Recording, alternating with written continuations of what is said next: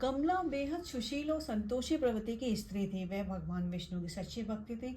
अपने पति सोहन लाल के साथ गांव में रहते उसने और उसके परिवार ने सदा दुख ही झेले थे। तब पति पत्नी ने आपस में सलाह की और अपने बच्चों को लेकर एक बड़े शहर में आ गए। शहर में आकर सोहन लाल ने एक ढाबा खोल लिया था, जिससे अच्छी आमदनी होने लगी थी। यह सब श्री नारायण जी की कृपा का ही फल था, जो कमला के आराध्य थे।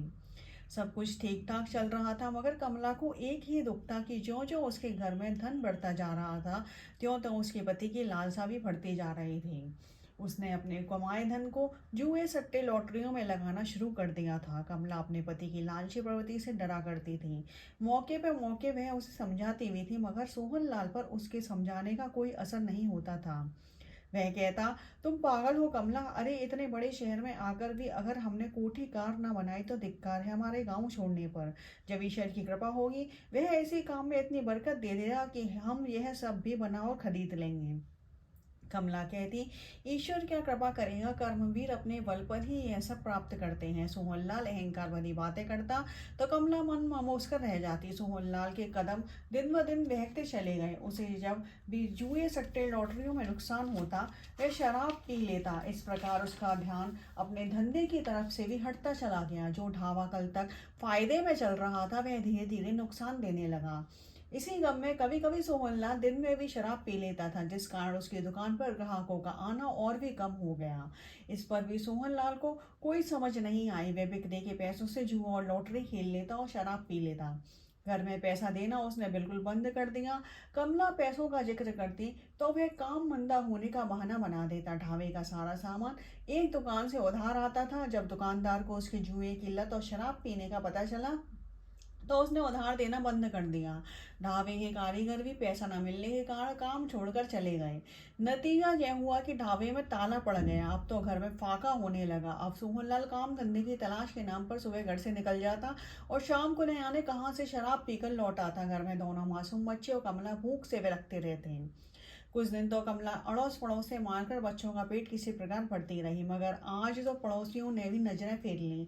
आखिर कोई कब तक किसी पर दया कर सकता है। रात होने पर बच्चे भूख से विलक विलक कर सो गए। नशे में दुष्ट सोहनलाल भी आकर सो गया। बेचारी कमला घर में बने मंदिर के सामने बैठी रात भर आंसू बहाती रही। उसका हृदय बार बार कह रहा था कि हे नारायण जी, यह मुझे किस पाप की सजा दे रहे हैं आप। प्रभु, मेरे परिवार पर आए संकट को टालो। आज मेरे बच्चे भूख से विलकते हुए सो गए हैं। मेरा पति पथभ्रष्ट हो चुका है। हे लक्ष्मीपति, रक्षा करो, मेरी पति को सद्बुद्धि दो।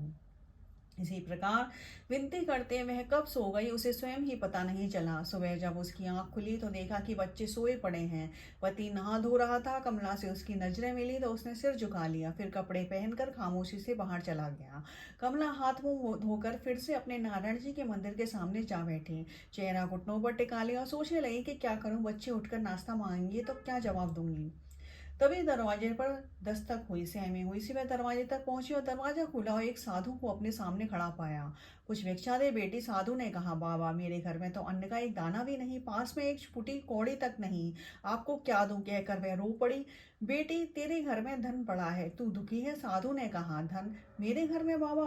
आप क्यों मुझे अभागी का उपहास कर रहे हैं? मैं सच कह रहा हूँ बेटी। अपने घर की दीवार पर टंगी नारायण जी की तस्वीर के पीछे देख, वहां तेरा पुराना पर्स पड़ा है जिसमें कुछ धन है। और सुन, यदि बच्चों को पिता से कुछ लेना हो तो मैं उन्हें माँ को मनाना चाहिए। माँ स्वयं पिता को मना लेती है। यह ले। साधु ने अपने झोले में से एक पुस्तक निकालकर कहा, माँ वह लक्ष्मी व्रत की कथा पुस्तक है। तू माँ लक्ष्मी की शरण में चली जा, माँ तुझ पर अवश्य ही कृपा करेगी और तेरा घर धन धान्य से भर जाएगा। माँ वह लक्ष्मी की पुस्तक हाथ में आते ही कमला के शरीर में जैसे नई शक्ति भर गई। वह बोली, बाबा, क्या सचमुच माँ वह लक्ष्मी मेरी दरिद्रता दूर कर देगी? बेटी, जहाँ वह लक्ष्मी की कृपा होती है, वहाँ दुख दरिद्रता ठहर नहीं पाती। तू पुस्तक में लिखी विधि के अनुसार माँ का व्रत कर, तेरा उद्धार होगा। नारायण नारायण। कमला तो अपनी सारी सुधबुध भूलकर पुस्तक के पृष्ठ पलटने लगी थी। अचानक उसके मन में आया कि यदि घर में धन है तो बाबा को खाली हाथ नहीं भेजना चाहिए। मैं अभी उन्हें कुछ देती हूँ। ऐसा सोचकर जैसे ही उसने नजरें उठाई तो अवाक रह गई। अभी क्षण भर पहले ही तो साधु बाबा उसके सामने खड़े थे, मगर अब तो वहां दूर दूर तक उनका पता ही नहीं था। मगर नारायण नारायण के शब्द अभी भी उसके कानों में गूंज रहे थे। कमला हतप्रभ सी रह गई। तो क्या नारायण जी मेरे नारायण का संदेश लेकर आए थे? जरूर यही बात है, सोचते हुए कमला तेजी से पलटकर भीतर आई और दीवार पर टंगे नारायण जी की तस्वीर के पीछे देखा तो सचमुच वहां उसका पुराना पर्स पड़ा था। कमला ने उसे खोल कर देखा तो उसमें 100-100 के 5 नोट रखे थे। खुशी के मारे उसका चेहरा दमकने लगा, एक नया उत्साह और फुर्ती आ गई और उसके शरीर में। जल्दी जल्दी उसने स्नान किया और पुस्तक पढ़ने बैठ गई। पुस्तक में सबसे पहले उसने व्रत के नियम पढ़े और यह पढ़कर तो खुशी का ठिकाना ही नहीं रहा कि माँ वैभवलक्ष्मी का व्रत शुक्रवार से आरंभ किया जाता है। यह संयोग ही था कि उस दिन शुक्रवार ही था। उसने स्नान से निर्वत होकर नारायण जी के सामने ही संकल्प लिया कि वह माँ वैभवलक्ष्मी की किस व्रत करेगी। उसके बाद वह बाजार गई और खाने पीने व पूजा का सामान लेकर आई। उसने बच्चों को जगाकर उन्हें नहला धुलाकर नाश्ता किए दिया और माँ वैभवलक्ष्मी व्रत कथा के पुस्तक में लिखे नियमों के अनुसार व्रत किया। सारा दिन वह जय माँ वैभवलक्ष्मी, जय माँ वैभवलक्ष्मी का जाप करती रही। शाम के समय उसने विधिवत माँ का पूजन किया और प्रार्थना की, हे माँ, नारायण जी की आज्ञा से मैंने आज से आपकी शरण ली है, मेरी मनौती पूर्ण करना माँ। मैं केवल इतना चाहती हूँ कि मेरे पति को सद्बुद्धि आए और वह सभी दुर्गुणों को त्याग कर फिर से सद्मार्ग पर चलते हुए अपना काम करें। जय माँ वैभवलक्ष्मी, जय माँ वैभवलक्ष्मी।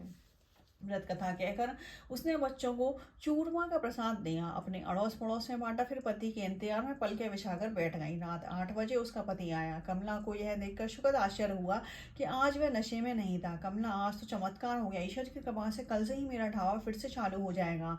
आज लाला ने स्वयं बुलाकर कहा कि यदि मैं शराब का और जुए की लत छोड़ दूं तो वह मुझे फिर से आटा दाल आदि उधार दे देगा। कमला, मैंने आज से ही कसम खा ली है कि मैं जीवन में कभी भी शराब और जुए की तरफ नहीं देखूंगा। यह सब तुम्हारे शुभ कर्मों का चमत्कार है। नहीं स्वामी, यह सब माँ वैभवलक्ष्मी का चमत्कार है। माँ वैभवलक्ष्मी का चमत्कार? हाँ स्वामी, अब हम सब माँ वैभवलक्ष्मी की शरण में हैं। आज ही मैंने माँ वैभवलक्ष्मी का व्रत रखा है। माँ वैभवलक्ष्मी सबकी मनोकामनाएं पूर्ण करती हैं। एक बार माँ जिससे प्रसन्न हो जाती हैं उसके जीवन में कभी भी दुख दरिद्रता की छाया नहीं पड़ती। मगर तुम्हें यह सब बताया किसने? मेरा मन रोमांचित सा हो रहा है। कमला, मुझे सब कुछ बताओ। आओ स्वामी, आओ, आप भी पहले माँ का आशीर्वाद लें। कमला उसे मंदिर के समीप ले गई। एक चौकी पर यंत्र के समक्ष माँ वैभवलक्ष्मी की ज्योत अभी भी जल रही थी और जल के पात्र पर रखी कटोरी में घर का आखिरी गहना कमला की नाक की सोने की केल पड़ी थी।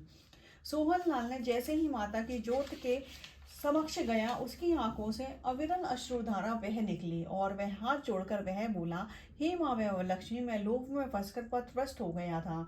मैं बिना मेहनत किए ढेर सारी दौलत पा लेना चाहता था। मैं समझ गया माँ कि आपने मुझे मेरे लालच का ही दंड दिया था। हे माँ, अब मैं अपने परिवार सहित आपकी शरण में हूँ, हमारा उद्धार करो। हे माँ, मैं भी आज संकल्प करता हूँ कि अपनी पत्नी के साथ आपके व्रत को करूँगा। फिर दोनों ने मिलकर माँ वैभवलक्ष्मी का प्रसाद ग्रहण किया। दूसरे दिन सोहन लाल ने अपनी दुकान को झाड़ पोंछ कर साफ किया ही था कि उसके पुराने कारीगर भी वापस आ गए और दोपहर होते होते ढाबा पहले की बातें चलने लगा। इसके बाद जब शुक्रवार आया तो पति पत्नी ने मिलकर माँ वैभवलक्ष्मी का व्रत किया। इस एक सप्ताह में सोहन लाल के घर की स्थिति तेजी से सुधरने लगी। अब सोहन लाल ने लोभ लालच सब त्याग कर सब कुछ माँ की मर्जी पर छोड़ दिया था। इसी प्रकार 21वां शुक्रवार आया तो दोनों ने अपने सगे संबंधियों को बुलाकर कथा कही। 7 कन्याओं का पूजन कर उन्हें भोजन कराया और उन्हें वैभवलक्ष्मी व्रत कथा की एक पुस्तक भेंट की।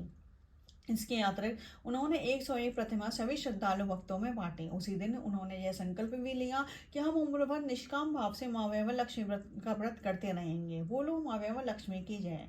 कथा के बाद माँ से इस प्रकार प्रार्थना करनी चाहिए, हे माँ, जिस प्रकार आपने कमला के मन की मुराद पूरी की, ऐसे ही अपने सभी भक्तों की मुरादें पूरी करना। अपनी शरण में आए की रक्षा करना, सबको सुख समझ धन संतान देना।